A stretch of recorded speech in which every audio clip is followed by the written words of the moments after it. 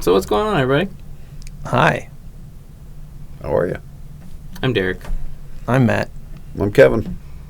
And today we are going to be talking about things and stuff. The wilderness. And my new hat. Man, he just wants to jump on it. Trust God, bro. Trust God, bro. The hat. I've been saying I'm going to get it. I got it. You guys check this out. It's awesome. I can't say that without the accent. Trust God, bro. Just God, bro. I'm not doing it. Well, this is God, games, and geekery. Yeah. Yeah. God, games, and geekery. See, you have your own accent. I do. But I'm not doing the Trust God, bro thing. I am. I'm totally doing the Trust God, bro thing. I've never done the whole stoner thing, so I can't really get behind it. So. Who doesn't? Nobody has to be a That's stoner surfer, to dude. be able to talk. That's Spicoli. Okay, I've never surfed either. Okay. You ever watch Scooby-Doo? Yeah. Hey, Scoob! You got like Shaggy. Like, come I'm on, not man. skinny enough for What? that. I said I'm not skinny enough for that. Oh, no. He's just being obstinate now. Pretty sure that When am I Shaggy not had a being tapeworm. obstinate? I'm just saying. Shaggy had a These tapeworm. people all just yelled at the screen like he's always obstinate. Yeah, right. You know, like that's. Yeah. So one thing for you Patreon people out there, Bum, bum, bum. I'm curious as to what you think about the content currently, the daily devotional things, and the being able to see the videos. Our men's and women's podcasts, there's been lots of crazy junk that's happened, job shifting, deaths in families, so I do apologize for the lack of that. But we will be recording a rabbit hole soon. We got to do that. Hoping to kick it up a notch. Yeah. Yeah. I think that's the best I've ever done that. All right. That was good. It's like we didn't practice. You didn't practice it. No, we didn't. But so let me know. I'm curious as to what you think, how you're feeling about it. If you think the devotions need to be longer, shorter, one a day, altogether like they are, whatever. And I really appreciate what you're doing. Yep. Really do. Yep. So. You know what? Actually, they're making a difference considering that people are asking when they don't see them. Yeah. Where's it at? So thanks for that. Now, Yeah. I do apologize for last week's podcast. I forgot to upload on Monday. That's my bad. We're going to forgive him. We're full of forgiveness. Yeah, but we're not talking about that today. We're talking about the wilderness. Wilderness. What do we mean by wilderness? I mean, the wilderness, The whole Testament. The whole what? The whole Testament's in the wilderness. Look, I've been there, so I can tell you it's desert. The wilderness. But it's not delicious. Although sometimes it is. well, when you talk about the wilderness and spiritually in the wilderness, the Hebrew word for it is Midbar. And it is where God tends to do his work with you. Yep. And a big thing about it, it's not just that you walked outside, you're in the middle of nothing. It's that you're communing with his creation. The stars are above you, the mountains, the hills, whatever's around you. And you realize his amazing glory while you commune with him, and you trust in him for your next step. Mm-hmm. Whether it be your sustenance, whether it be your journey. You guys were just talking about some of the things, people with job changes, and this is where he reaches out because we're quiet enough to listen. And it goes all the way back to, Abraham. You were talking about Ishmael earlier. All these guys, Old Testament. And God seems to have a pattern about him where trust me enough to take the step. Once you do, you take that step of faith, I'll be there. Yep. And it seems to be very consistent with today. Yeah. So that's what we are chatting about today. All that and more. And you never know On today's podcast. where it'll go. Episode of The Truth Response. Although, that's not how we go into this. We typically go, welcome to The Truth Response.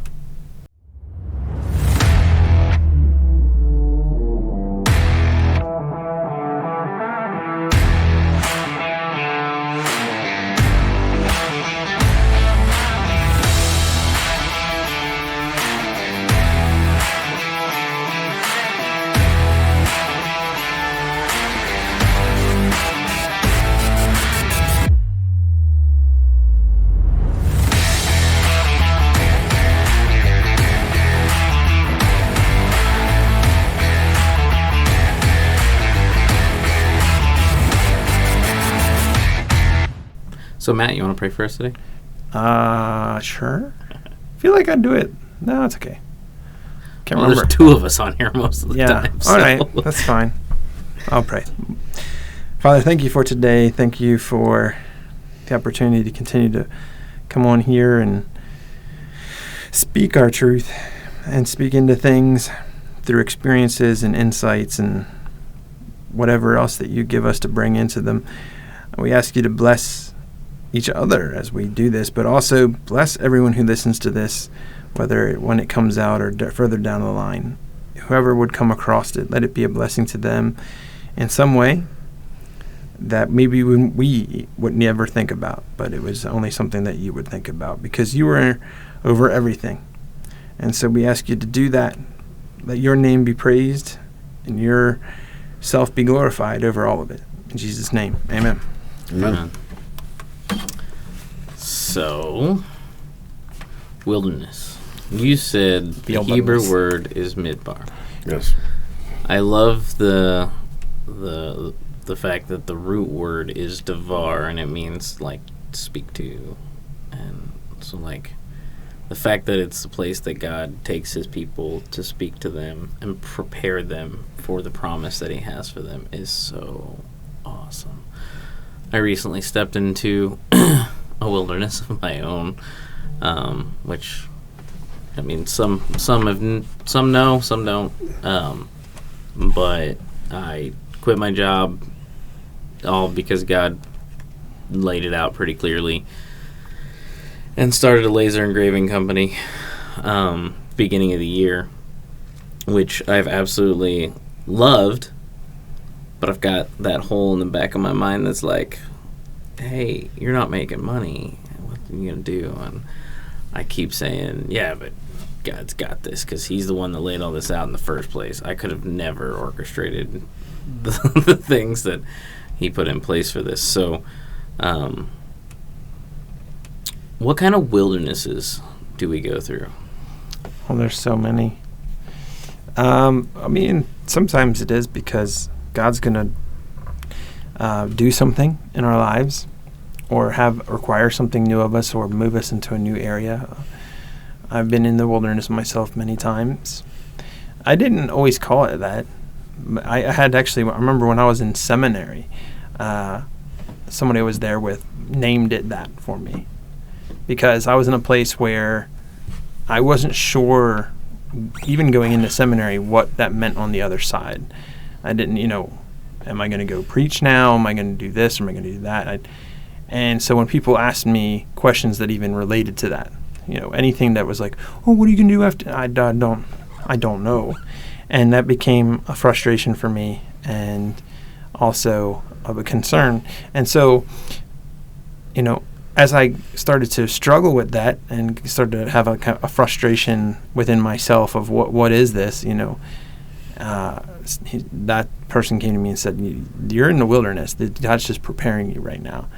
And that was enlightening to hear because I was like, oh, that makes more sense. Because I just felt like I should have been going into something at the same time as, I don't know. And so to get that into my head, it helped me kind of relax a little bit and then go, okay, well, then what can I learn while I'm here? What can I ready myself with? And then, God's going to show me what that is. And it's sometimes I think that we need to be removed from onto the next thing, pace of our lives, so that we can refocus and be taught the right things. Sometimes, you have to break a few eggs if you're going to make an omelet, right? So sometimes we got to be broken down and we need to be cleared out so that something better can happen. Well, I think a lot of it also is the distractions. Yeah. He wants to remove the distractions so he will be heard. It's true. I think one of the biggest shames that we afford ourselves is all the time we don't spend with him when we can, and we do it every day. But the wilderness, I mean, I've seen it myself in ways of confusion and stress at work to being just emotionally spent for months at a time. Not a depression, but just like you go inside yourself and you're looking for direction. I'm probably in one of those areas right now myself. But it's you're moving in faith, you know something's coming, you're being prepared, you're listening, you're waiting, you're looking. So it's anticipation, but there's also the having to deal with the reality of today while anticipating what's coming next. Yeah, it can be maddening, really. Especially if you are the kind of person that can thrive in an environment where it's like, this is the next thing, and this is the next thing, and this is the next thing. To have that kind of space. For me, I can tell you that, sometimes I don't realize how busy my life is until I actually get real free time. Mm-hmm. And then I don't even know what to do with myself. I found out this, actually, when I was going to, of all things, back in seminary again, it was not related to the other, but I would end up getting there because we had to drive down, because we were doing most of our studies online. We'd go down for an intensive week every semester, and so somehow I would get there before all the people in my group or in my cohort, and being there by myself with nothing to do but wait for them. Like, there's so many things I could have done in that time.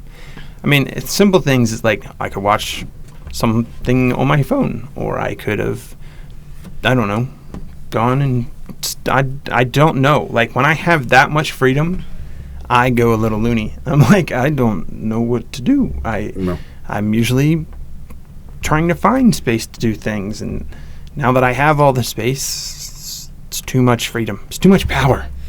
And it was crazy. The last time, because I graduated in 2020 during the COVID stuff, and because of the whole COVID thing, they didn't let us stay with each. We usually go down and we stay on campus, but the building we normally used, they used as like a quarantine building in case somebody got sick.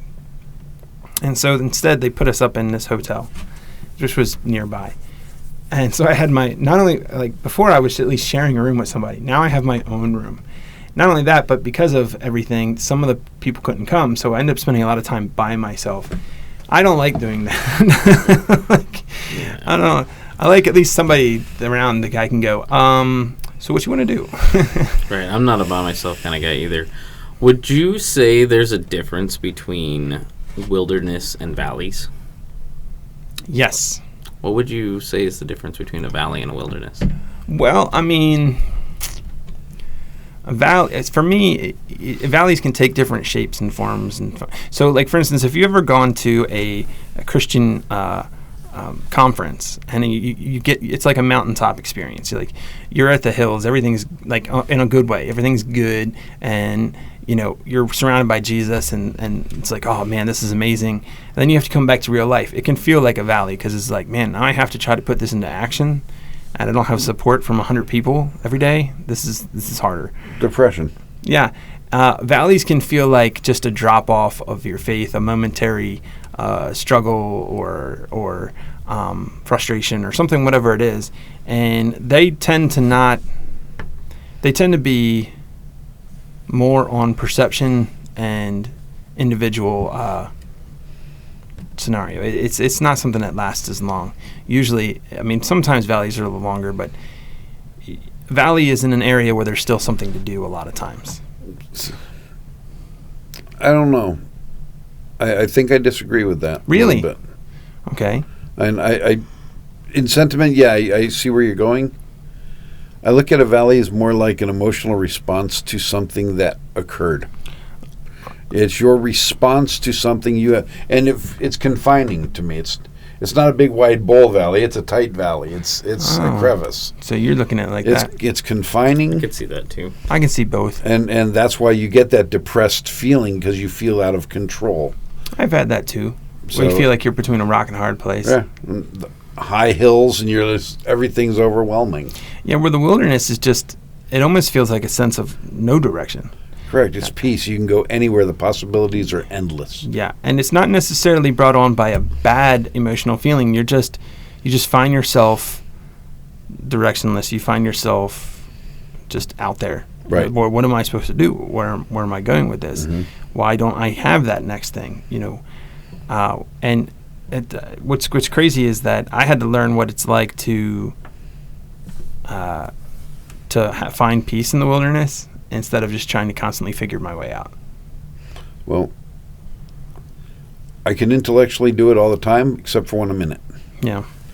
And I could quickly make this about our faith and my walk right now. But it's almost because there's no direction, there's so much direction, and it's almost confusion. And it's like there's the hesitancy of, if I take this step and it's wrong, the impact of that. If I don't take any step and I just ride the course, where does that lead? We're just pushing it off down the road. Everything has the consequence. And I feel like being in the wilderness is at that moment where you have all those possibilities and consequence, where you are forced to turn to God and say, hey, God, where are you in this? And when you get on your knees and you actually do it, you're asking God to allow you to participate with him. Mm-hmm. And in so doing, I think that's where he works with you in the Midbar and he speaks to you. I think that's where you get your spiritual gifts, the ones that he has for that particular mission, if you will. And I think that's where you get that peace that comes about having that. But it's almost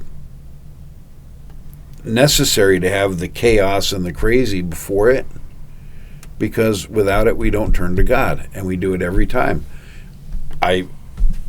There's so many examples of it throughout history, and we're all have to be on guard against being Nebuchadnezzar and building our own idols to ourselves.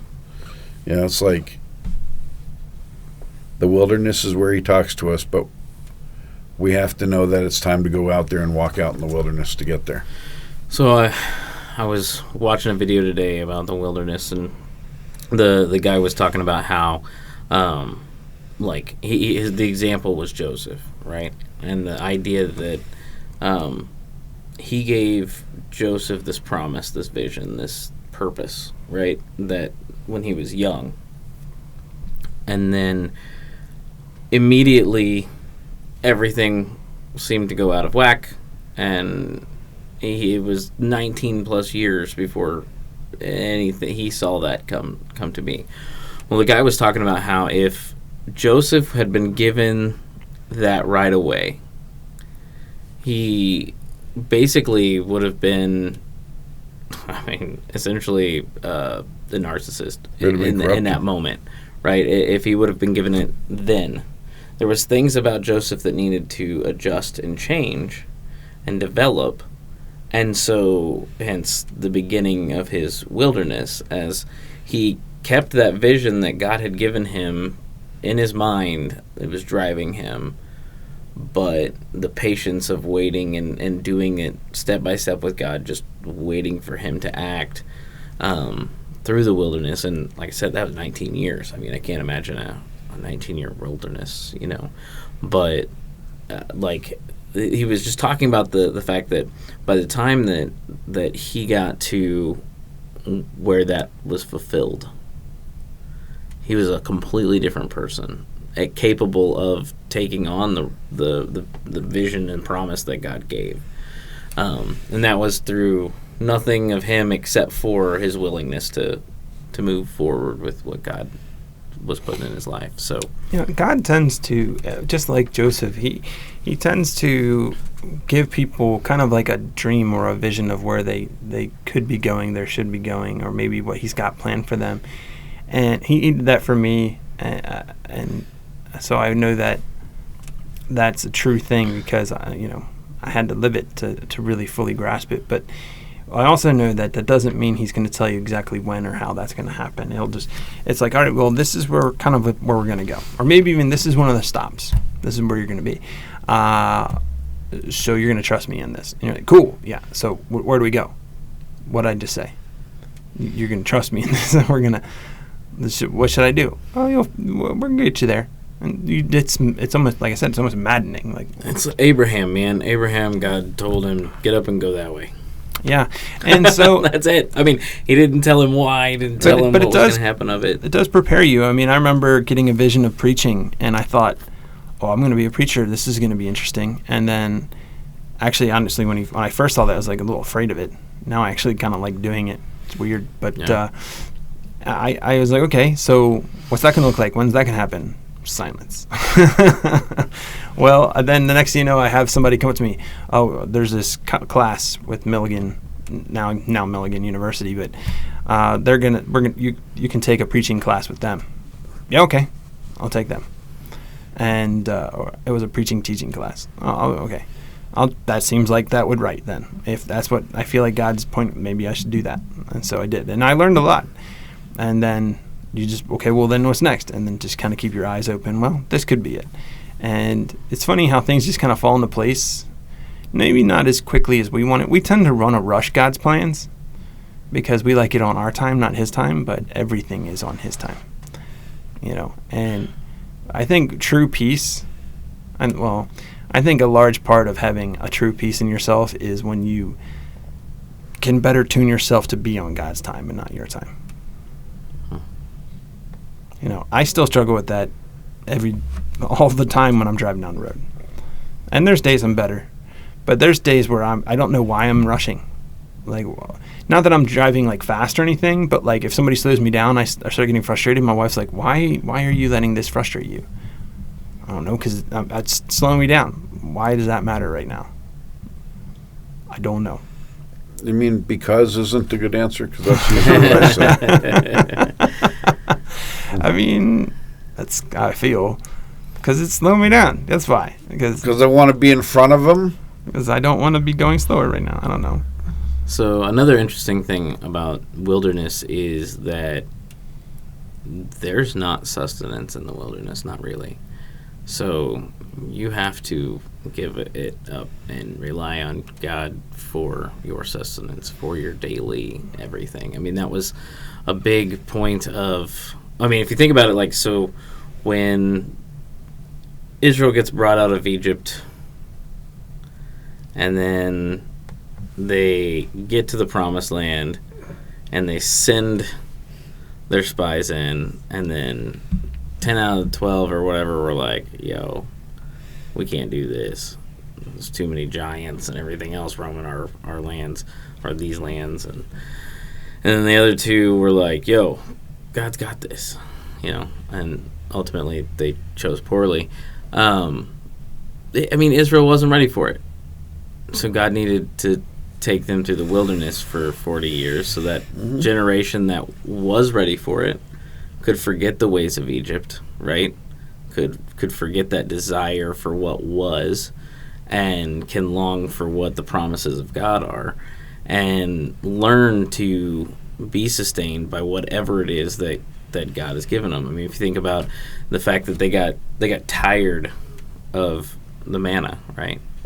Like, they're like, we're tired of this. Right. Like, we want what you had? You want what you had in Egypt? That's what you long for? Because that's all they had known was slavery in Egypt. I mean, the generation that went out there, that's all they had known was what they had there. They were born in right? captivity, weren't they? Yeah. I mean, it's 400 years since Joseph, right? So, like, I mean, that's all they had known.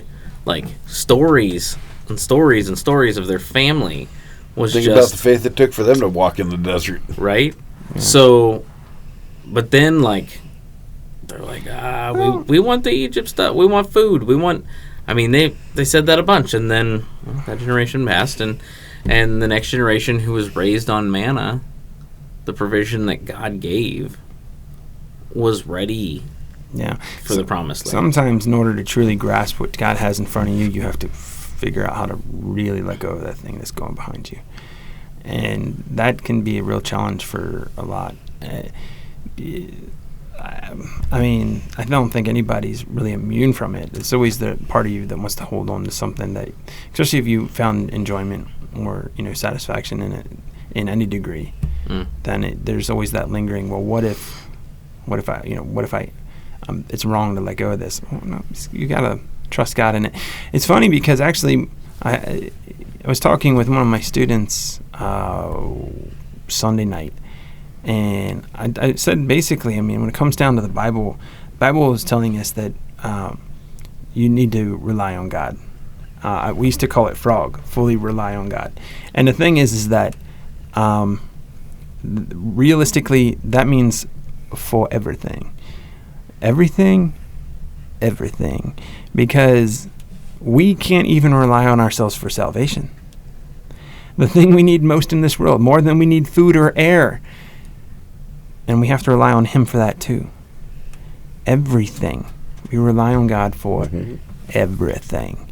And so that's what the Bible is trying to teach us, is how to stop trying to rely on anything but God for everything. Now, people always want to argue, but He made us to work. Yep. He made us to do all these other things. Yep. But are you relying on you for that or Him for that? He will provide you the work. He will provide you this, how you're going to make the money. If you rely on Him, all that stuff is going to be given to you. Right. Yeah, that's not to say you can't go out there and try to make it on your own. Well, I mean, but you weren't meant to. It's crazy. My life, like right now, is echoing all of the things that you're saying too. Is like I do have that nagging in the back of my head, but where's the money going to come from? Oh, you've only got a couple more months. You only got 3 or 4 more months, and that was the agreed upon time. Like, where's that money going to come from? And then there's the converse of that, God saying, I'm going to bless you here, I'm going to bless you here, I'm going to bless you here. Here, you can have a new car from your in-laws. Here, you can have a new truck from your dad. Which are income sources, because then we're selling our other vehicles off. Like it's like, just trust, I've got this. And I'm not. Not only that, but they're better equipping you. I'm not letting the voice in the back of my head get through. Well, yeah. Yet. I mean, yeah, you can. I don't. Right. When you sell off the older vehicles, you can make a profit on them. But God is also equipping you better. Right. So you knew 100% before you knew that you were going to get a truck. You and I had conversations about how you were going to need a truck. Right. And you were like, I don't know how, but I'd love to get one. Yeah. And you kind of just left it up to God. God goes, here's a truck. Right. For the vehicle that Lizzie got, it's you guys had 2 older vehicles that were probably going to need a lot more work. Here's a newer vehicle. Here's the one's in a little better shape. This will keep you going. Go for it. Yeah. The way that God provides isn't always how we think. Sometimes we think, oh, you give me God, you get me the money, and then I get the things. Sometimes He's like, I'll give you the things, and then you can go get the money, whatever it is. Or you can just have this thing that you need, and then keep going. That was what they didn't understand about the manna. That's how they had to be reprimanded, because they were trying to hold enough for the next day and hoard more. And they're like, no, every day except for Saturday, you only get for today. You just rely on me for today. Don't worry about tomorrow. You worry about for today. And Saturday was the only exception, because you rest on Sunday. That was it. That's something that is, as we read it, we look at it and it's like, oh, doesn't that sound good? Put it into your life. Worry about today. Yeah. We tend to try to keep so many different ways we try to plan ahead. And in so many different ways when we do that, we're putting it in our hands, not God's.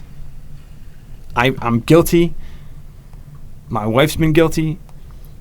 Pretty much, probably. I bet you both have done it. I don't know anyone who hasn't done it that follows God, where there's something that you start thinking, well, I think this is, and I'm going to do this, and you're putting it in your hands when you do it. The more you can take that out of your hands and keep putting it back at God, you've got this. Tell me what to do, I'll do that. Which is why I toss back to discernment. And I think in the wilderness, that's a big thing. I think that in the wilderness, God is speaking to you, but also, like, you've got to listen to the discernment of others, because you don't know the direction. And it's crazy whenever there's 4 or 5 people that say the exact same thing that could not have got together and talked about it. You know, like, I mean, like it's wild the things that God uses his people and tells his people to tell others. You know, like, I don't know. Yeah, and there's things we don't even realize we're giving up. You know, for instance, I've known people that they listen to what the world has to tell them, and the world includes their parents or schools or society. It doesn't matter where it came from. It tells them, okay, you got to go out there and you got to get the schooling and you got to get the good job, and then you got to save money this way. You got to do this, and you got to get yourself set up financially, and then what our society tells you is that as you're doing that, party, don't get tied down, Right. party, Right. and then but keep working on this stuff, and it's all in. People don't even realize you're not attaching yourself to someone that can help you, and you're putting yourself in front of everything else. Okay, but then down the road, when other people are, have lives set up, not money, houses, lives, wife, kids, futures, descendants, maybe, they don't have any of that because they've only worried about themselves. Then they find themselves not only lonely but lost. And some of them at that point are still so stubborn that they will not reach out and realize that God's been sitting there going, would you just, here, come on, for a second, just let me in.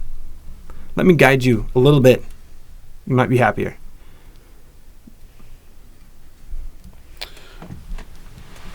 When you're in the wilderness, the spiritual side of it, Yeah. how should you pray? Well, my answer relates to the wilderness that we went through with my daughter and her illness, and that is start praying and let God shape your prayers. I mean, earnestly seeking him, and it doesn't matter the words that come out, but the fact that you're earnestly seeking him, God's going to shift that. He's going to give you the things to say. He's going to put the desires on your heart that are correct, and he will shift it. My prayers at the beginning of my daughter being sick all the time was, God, please take this away from her, like heal her. Then it shifted to, let me have the sickness and let her be well, to like, okay, God, what do you want us to do here? Like, you've got us, she's sick again, she's got to go back to the hospital. What's your goal? What do you want us to accomplish with this? And so, like, that, I believe, was just a shift in our prayer life even. That may have just been the goal of that wilderness that God had for us, was to shift our prayer life and be open to that. But that's how I would, that's my encouragement anyways, is that it just earnestly seek him, and it doesn't matter the words you start with, because he's going to shape it. Yeah. I think there's a bit of bravery and boldness that needs to happen in it too, where if you feel like you're in the wilderness and I would say bravery in the fact that you need to open up yourself to God, that you might need to fix something in yourself, that there might be something that he needs to help you work on, that needs to change. You got your eyes on the wrong thing, your mind's not on the right thing, and ask him, Lord, was there something I need to know? Is there something that I need to fix? Is there something that, can you help me do whatever it is that I need to do in this time? There's something I need to learn. There's something I need to get better at. There's something I need to let go of. And just ask the big. And then there's nothing wrong also with asking God, okay, so what is next? When will you let me know? Lord, if as soon as I'm ready, please let me know. Those kinds of things. Let me know what it is. Can you give me a hint? These things aren't bad things to ask, but don't get so caught up in that you're overlooking that there might be some work that needs to be done right now. There are plenty of times where I wanted to rush it and be like, well, just tell me. Could you just tell me? And I wanted to overlook that there might be something I needed to do first. When I went through some of the, it's not always obvious, but when I went through some of the church hurt I went through up north, one of the things that I had to come to terms with was I need way more healing than I thought I did. And then it wasn't until I was able to let God in to do that and help me get that done and to look into the right programs and all the things that I needed to do that healing could take place. And then once it did, then I started feeling more ready again in a real sense, where it wasn't just about, okay, well, what's next? It was like, okay, thank you for that. I now do feel more ready. Now, okay, now maybe, is this it or is there more? Whatever it was. And it was wild to come to that realization that, I've helped people through all kinds of circumstances before, and then when I needed it, I can help other people. I can't help myself as much as I wanted to. So, all right, God, I'm not as good as I thought I was. I think very rarely would you ever be able to cycle back from true wilderness if you didn't have a guide. Yeah. So it's you need it. Well, what about when you're in the wilderness and your prayers and you're praying and the answers you're getting are not the ones you expected or wanted? How do you deal with that? That's what it's going to be. Because it's where you become that new creation, right? God is shifting you into something different. So the you is dying with those answers, right? Like that's what why it he's is stripping. The wilderness. He's stripping the old you away, and he's creating a new you. Even in Revelation, he says, "Behold, I'm making all things new." Yeah. But even before all of that, it's I'm a new creation in Christ. But he's all about stripping the old and bringing in and cultivating the new. And so I'm not one to be like, oh, live the best life. You live your best life and live the best you or whatever. But let God use that chisel, right? Let God form you and shape you like you need. But I think that's what that is that God is coming in and saying, yep, that's not what you wanted to hear. Yeah. But and it's what you need. That's where we're going. There are going to be plenty of times where God says something that doesn't make sense to you. Right. But it does to him. And that's where faith is definitely tested in those moments too. It's like, well, I don't like that. Yeah, well, it doesn't make any sense. It will. You just need to keep going. Well, and I found some crazy clarity in just how I operate, right? In the midst of this wilderness so far. My dad was helping me look at trailers, right? I was wanting, I had dead set in my mind I was going to get a truck. I'm going to get a big old trailer that I can, load this machine up into. I can travel if I need to. If I got to go somewhere, I can go somewhere and still get some work done, whatever. There's a Home Depot most places, or a Lowe's or whatever, So I could still work from wherever I am, right? And so, I'm trying to look at, these big trailers, and my dad's like, no, you got to start with these little things. And I'm like, but this is what I want. And so there was lots of frustration. There was fighting. I was getting, kind of nasty. And it hit me in the midst of that. And I wasn't being mean, but, I was getting frustrated, But it hit me in the midst of that, yo, here's a part of you that needs to change. And that little part of you is that you're going to have to learn that you got to walk before you can run. You got to have the little stuff to get you to the big stuff. It's almost like the talents, right? The concepts of you got to have a little, or if you're faithful with a little bit, you get more, right? So that's one of those things that God is trying to strip me of, and it is a process, but I'm actually cognizant of it now versus before it was no, I want the biggest and best things. If I've got to get it, if I'm gonna get it, I'm gonna get the best, because I don't want to stair step. There's no point in spending the money in stair stepping. But it's okay, I can't do that. I'm not in that place. So he's stripping away that arrogance, I guess, or the pride of thinking I'm right all the time.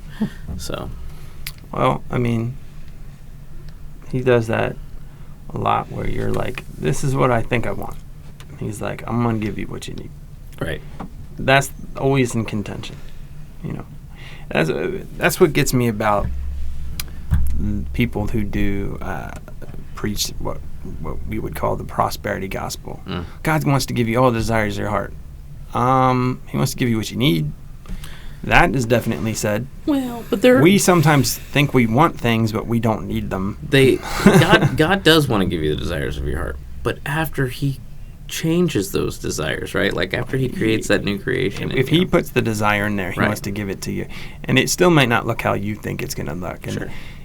We tend to people use all kinds of verses, like seek first the kingdom of God, and all these things will be given to you. That doesn't mean everything you want. Right. That means the things you need. You're worried about how am I going to eat? Am I going to have clothes? Yeah, you're going to have all those things. You can trust in Him. He'll make sure, but that doesn't mean you're going to drive a Porsche. It's just how it goes.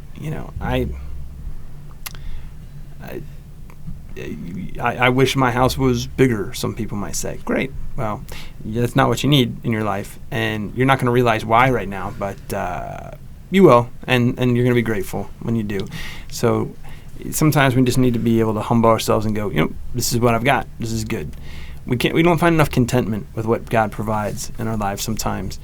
And that's a hard thing to do in the wilderness, is find contentment in that, where it's like to be okay with not having the things that you think that you need, whether it's direction or even when God's silent. That's one of the things that really easily makes people go a little loony in their faith. Some people even not even want to embrace faith, is the fact that sometimes they don't hear God. They're not getting direction from Him often enough for them.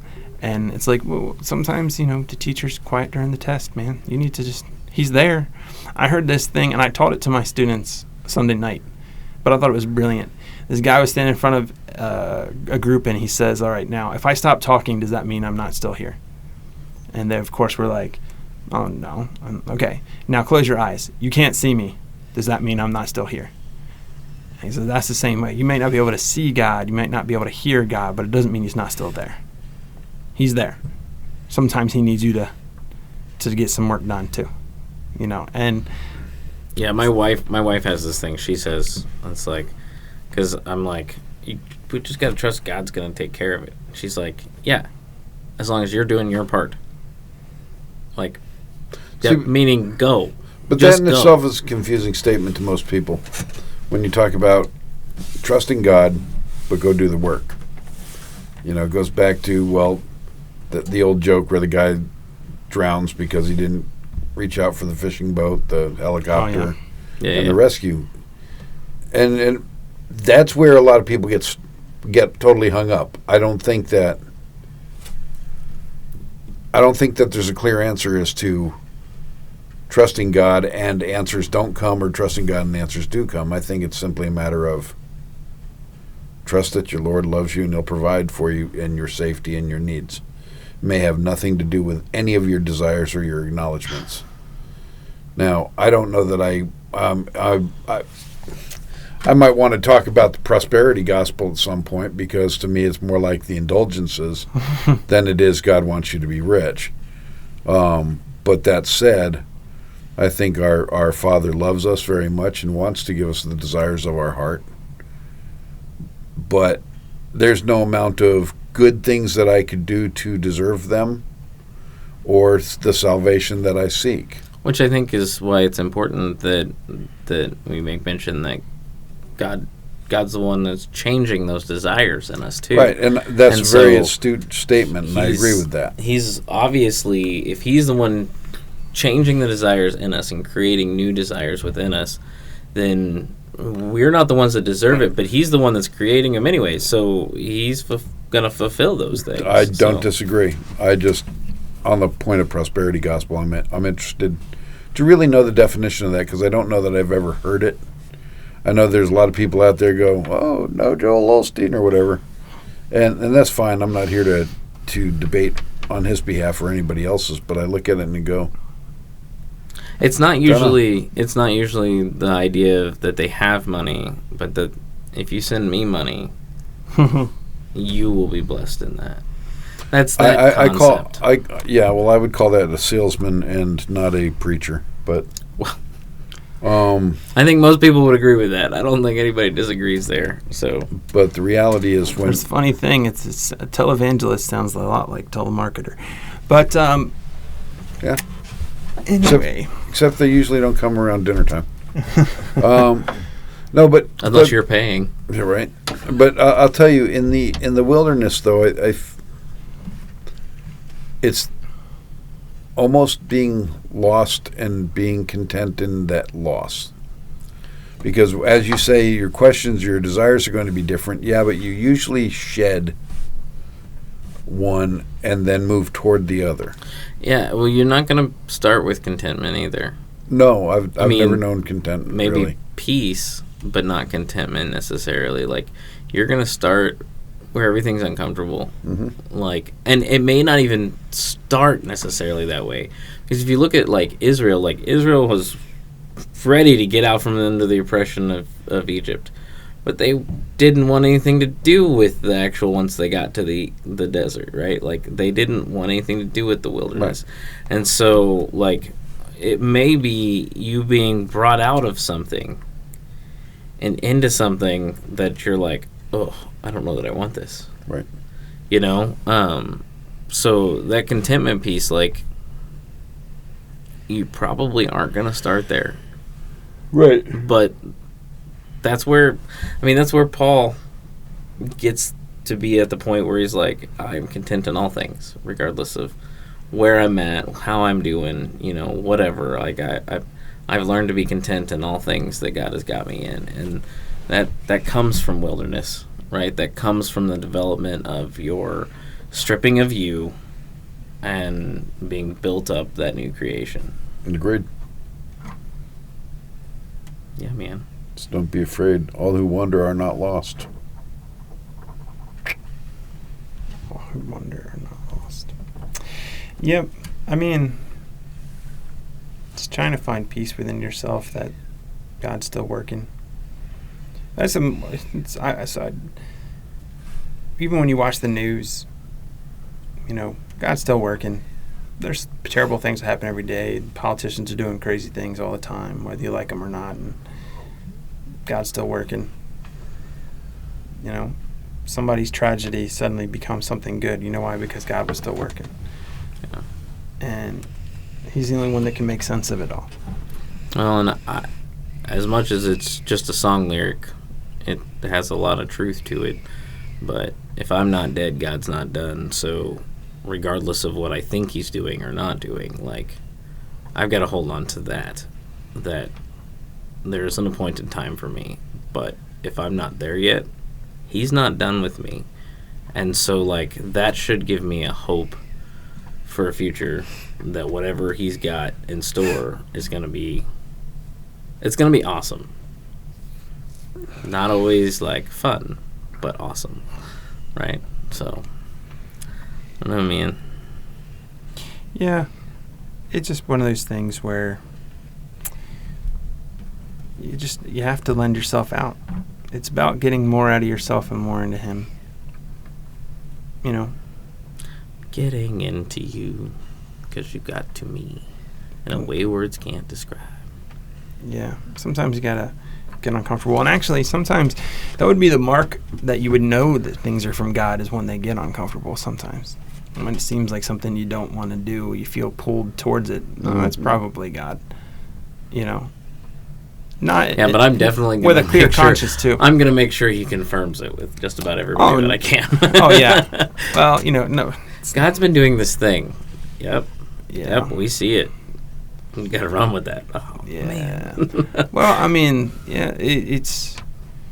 There's been a couple times in my life I'm like, I feel like I need to go that way, but I don't want to go that way. Yeah. And the thing is if what you're looking at, you're like that, you feel like you want. It's not like you want to do. It's something you feel like you need to do. That's the first thing. Number two, it's probably going to feel scary or uncomfortable because you've not done it before. okay? And it's not a sinful thing. That's probably a good sign. If those 3 boxes are checked, God's probably pulling you in that direction. Now, if it's a sinful thing, it's probably not him. And it's probably you wanting to go there. And it may feel uncomfortable, but that's a different kind of uncomfortable. Yeah. That's called conviction. That kind of uncomfortable. So, well, we talked a lot about wilderness today. Wilderness. Very cool. Yeah. And we don't need to fear being anxious about it, though it tends to be a thing, right? Well, you have to go to the deep, dark desert in order to really see the stars at night because you have no light pollution. So It's true. maybe that's where you need to go see that light. Yeah. God puts lots of light in the darkness. Yeah. The question becomes, like, for those listening, it's like, are you in a wilderness right now, or have you been through one? You know? Let us know. Yeah, we definitely love to hear about where you've been or where even you're at. Like, if you feel like you're there and the things that you're going through. If you have any questions, or if there's things that you just, maybe there's something that you think that you wanted to add to this. Like, hey, man, you guys talked a lot of great stuff, but this, add it in there. Let's see it in the comments. Maybe it's something that's so good we can do a whole nother conversation on it. Right? We don't want you to feel like your voice cannot be or should not be heard. If you've got some insight, put it out there for us. We'd love to hear it. You can put it on the comments of the YouTube. That's probably one of the best places. But if you're not a public person, you can message it to us privately. What do you think is the best way to message privately? I mean, you can do it Facebook, Instagram. There's been a couple people do it on Instagram. Carrier pigeon. Yeah. You can hit me up in the hallway if you go to our church. But the truthresponse@gmail.com is my favorite one because I check that regularly. I tell you what, if I had a pigeon come up to me with a message From pretty Derek. huh? That would be pretty dope. That would be awesome. It would be better if it was an owl. An owl would be better. I would be good with a pigeon too, but just like, here's Owl a would be message for you, a intimidating. piece of paper, and it was actually to me, like, it was just random. It was, "Dear Matt, this is such and such." I'd be like, "Oh my goodness, this is amazing." Crazy. There is a double door. First off, There's a double. who has time to be training pigeons right now? Right. Be the guy on the roof from John Wick. Oh yeah. There you go. The king. Yeah. It would be awesome though. So yeah, just reach out to us. Also, if you want to be on here and you have something you want to talk about, let's do it. Let's do it. We're open to it. We're ready. We're ready for this. Are we? I mean, I'm trying to learn to be content in all the things, right? Like, so Yep. look, I'm okay saying I don't know. Look, when you're in the wilderness, doesn't matter. Doesn't matter. Here it is. Yeah. Yep, I'm definitely there still. So, if you are like me in the wilderness, please let us know. Thank you, subscribe. Like, subscribe. You can hit the little bell thingy on YouTube, right? Is there a bell thing on Spotify in those? I don't know. There's some kind of subscribe button. The notification bar or Hit whatever. that subscribe button. Yeah. I'm too old to know all that language. It's whatever at this point. Same. Is it? Yeah, why not? Okay. Start a And you go comment on war or Patreon something. to catch the latest. Oh, that's what Patreon looks like on your phone? That's what Patreon. I'm only on the creator side, so... Do they have a dark mode? That would be better. They do. That's awesome. I don't know what my obsession is. I have all of the stuff set to dark mode. Yeah. It's not as in your face. I don't know. Yeah. But Patreon's a thing, guys. Stay away from the dark side, guys. Yep, Yes. and you can also find our regular episodes on there. Yep. And you don't have to be a paid subscriber to see those. No. So I'm putting them on there for the free subscribers too. So go there, catch all the things, and Put your ketchup on your fries. put your ketchup on your fries. Unless you like Branch, that one's for Serenity. She calls it branch. I don't know. All right. But also, there is one special person out there that is a Patreon subscriber that is getting their T-shirt soon. So, because they've been on there, they've subscribed for 3 months now. So, the third consecutive month. And they'll be getting their T-shirts. So, if that's you, love to be able to take a picture and throw it on the Facebook page for everybody to see. Wear it at the gym. Wear it at work, in the store. Take pictures. Yeah. Post them. Yeah. Yeah. All right. Yeah. God bless. Hey, thanks for joining us. Make sure to subscribe and give us a like on iTunes and Spotify so that you will never miss a show. And while you're at it, check out our Facebook and Instagram pages and make sure you tell your friends about this show. You don't want them to miss out on the truth because we are all about the truth here. Thanks for joining us this week, and God bless.